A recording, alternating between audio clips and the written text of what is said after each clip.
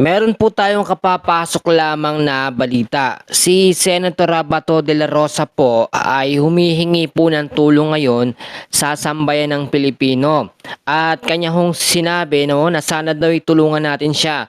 At huwag ho daw tayong pumayag na meron na namang Pilipino ang dadalhin ho sa Dahig. No?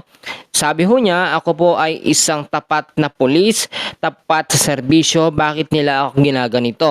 So nakita naman natin yung paghingi po ng tulong ni Bato de la Rosa sa mga Pilipino ay talagang matindi, no? Dati hindi naman niya ginagawa yung ganitong nakikiusap siya, pero matindi po ang nangyayari ngayon. And then kahapon, no, kahapon ng gabi nagkaroon ng barilan mismo sa Senado. Yun ho, yung naging barilan ho na yun, umabot na po sa iba't ibang mga bansa, sa Amerika, sa maraming bansa po ang nakakaalam at nagulat sila sa nangyayari sa ating bansang Pilipinas. Maraming nga nagsasabi na mas maganda magpasakop na lang daw tayo sa ibang bansa, baka mas maayos pa ng gobyerno. So eto po, no, ngayon po, ito yung pinakamatindi. Kasi ho, ang ICC ay inilagay na si Bato de la Rosa sa wanted po, wanted list, no? Nasa wanted list na siya. So meaning to say, anytime talaga ay aarestuhin itong si Bato de la Rosa. Kung hindi po ang mga pulis natin, ICC na mismo magpapadala ng mga mag-aaresto po sa kanya. At eto ho, nakita naman natin mismong ICC official sa website po nila ay inilagay po si Bato sa listahan ng 33 dependents na at large po, no? Ibig sabihin, formal na siyang nasa ICC profile na wanted list. Matindi talaga at eto sinasabi natin, no, noon si Bato de la Rosa napakatapang.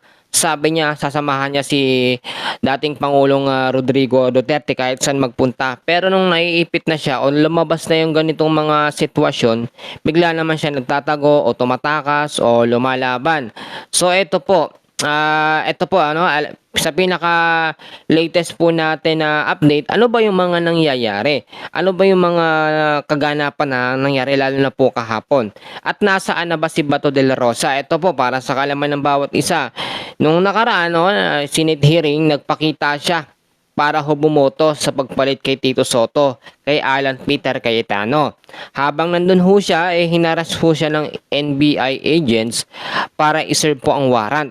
Sinabi nga po ng iba, dapat dumaan po sa due process, hindi po yung nagpakita, then aarestuhin naman. Yun nung pinaplano nila. Ngayon, si Bato de la Rosa nagulat po sa ganoon.